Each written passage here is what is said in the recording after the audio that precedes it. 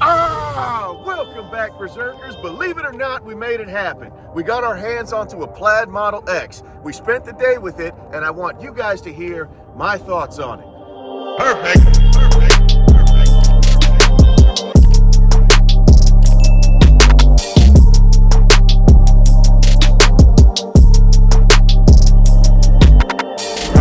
First of all, let's go ahead and get to what you're wondering about. I know you want to know what I didn't like about it. You guys know me as a Tesla fanboy, and so it's clear that I love the car. But there are some things that I don't care for too much. Let's get to the Yoke first. Let's be honest about things. There was not a reason to change the steering wheel. For some reason, they changed it to this Yoke. I like it, it looks cool, and I'll be frank with you, when I first saw it, I said, that's probably not going to be comfortable to drive, but it actually is. Feels good in your hands, it's comfortable to drive. I did a 2-hour road trip. First thing I did was hop in the car and drive 2 hours. After just a minute or two, I was completely used to the Yoke as far as steering and comfort is concerned. But what do I not like? I want the stalks. I get it. We've deleted parts because the best part is no part, according to Elon. But I want a stalk on the left side for my turn signal and a stalk on the right side for my gear shift. Elon says there's no stalks needed in our autonomous future. And I have no reason to doubt Elon Musk. I believe he will have fully autonomous cars. But let's be real about it. He's been making cars since before 2012. He's been producing cars at volume since 2012 when the Model S launched. And he never wanted to have cars delivered with mirrors on them, but he can't get the regulators to agree with him. In the United States, cars cannot be delivered without the side view mirrors on them. So we know the cameras work just as well. We've got blind spot cameras, repeater cameras, we've got cameras all over the cars, but we still can't get the regulators on board. Here's my problem with the fact of we don't need stalks in our autonomous future. Even if the car can do it, it'll be a long time before we get regulators on board with letting the car do the driving. So in a time period relevant to me having the car in my possession, I want stalks. Someday when the regulators are on board and the technology has made it through, we can get rid of the stalks. But for now, I want stalks. We had passengers in this car all day yesterday while we had the car. The back seat, the captain's chairs, again, they look fantastic. For me, I was comfortable in it. But the passengers we had back here, one of them complained that when the doors were closed and you're in motion, there's no armrest. There's no armrest on the inside of the chair, and on the outside, the armrest that's on the door isn't the appropriate location or height for that particular passenger. We had someone else who said that the door, when it closes, crowds them, makes them feel like they're squished. And almost everyone who rode back here said that the location of the seatbelt,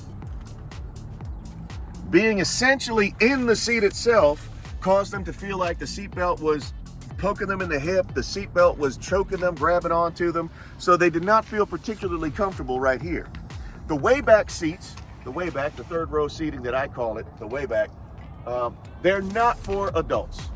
We have all seen videos of adults riding in them, and to quote my son who rode in the way back for a little while, he said, well, I'm not uncomfortable, but I'm not comfortable either. So you wouldn't want to do a road trip in the way back seats. Those are pretty much for kids or much smaller adults. So those are some things that I don't particularly care for on the Model X. I also will say there are things that I just haven't gotten used to about it. Coming from the Model 3 and then coming to the Model X, you guys know how much I love the minimalism of the Model 3 and the Model Y. Everyone says how badly they wanted an instrument cluster. For me, I could do without it. I did not care for it to be right there in front of me. I know that sounds very picky and snarky because every car has an instrument cluster in front of you. I got used to the Model 3. I don't want to go backwards and relearn. Model 3 feels like the future. This should feel even more like the future. Continuing on with the comfort of the backseat passengers, the captain's chairs, the way that they can adjust is not great. They don't adjust in all the articulable ways that the front seats do, and so the backseat passengers feel a little bit cheated. And so everyone said that they wished that there was more articulation there. I could see even eliminating that third row seating and putting the captain's chairs a little bit further back and giving the people in the back more room and more articulation to these two seats. But again, we're talking real first world problems here. The car overall is still a phenomenal vehicle. The rear view mirror, it's useless. There's no reason to have it. It's just a piece of glass with nothing but darkness behind it. Now, the reason that it's a piece of glass with nothing but darkness behind it is because the back seats, it's like nighttime back there when you're riding. It's like having an apartment back here for your passengers. That is something that I love about it, but there's no reason to have the rear view mirror. You can't see out of it. You can see nothing. It's just darkness. So if you want to eliminate a part that wasn't doing any good, that's the part you should be eliminating. So we rented this car on Turo. Shout out to Charlie on Turo for letting us rent this from him. So when we rented it on Turo, we got the key card. Now the key card in the Model X, in order for you to put it into gear, it has to be here. You have to tap it onto the wireless charger. So if you look, right there, the animation is telling you to tap the key card on the wireless charger and press the brake to drive. So when you put it here on the wireless charger, then you tap the brake to drive and all is well. The problem that we found, the King placed the card right here for just a moment, and before we knew what happened, this card slid down in there and disappeared. We were in a bit of a panic for quite a while. We got the key card back out very, very carefully, but it took a long time, and it was not a feeling that we like having. So that's one thing that definitely needs to be fixed, changed, solved. That a solution needs to be in place for that, because if Tesla's going to issue these key cards instead of key fobs, then that needs to be fixed and solved. All right, we've talked about some of the things that we found that we did not care for about the car. Now, let's get into everything we loved about the car. From where I'm standing, I'm just going to say it. The Falcon wing doors. They are every bit as awesome as I dreamed and hoped they could be. That beautiful arc when they open up is an attention grabber, which I like because I'm an extrovert, and it's practical. I know it might seem counterintuitive for me to say that it's practical because there's so many moving parts and so much happening in them, but when these doors open, the passengers are so comfortable getting in and out of the car. Every passenger that we had loved the Falcon wing doors, absolutely loved the experience of getting in and getting out of the car. So number one, definitely Falcon wing doors. There cannot be enough said about being able to hit the buttons inside on the screen and have the doors open automatically. And let me tell you, it really is a showstopper when you hit one button and close all the doors at once. Coming from the Model 3, you guys have seen the Frunk on my car, but without a doubt, you've got to see the size of the Frunk on the Model X. It's astounding. There's so much space in there. So what space you're losing with the third row seating in the trunk space, you're definitely gaining back right here in the front. You get plenty of space in the front, you get the trunk, and you get the sub trunk under the trunk. That's another thing that we really, really liked about it. It's also an objectively beautiful car. I mean, it's gorgeous. From every angle, I like the way this car looks. Some people have different opinions. This is just my opinion about it. I think it's objectively a beautiful, show-stopping, attention-grabbing vehicle. I even like the interior, the black interior.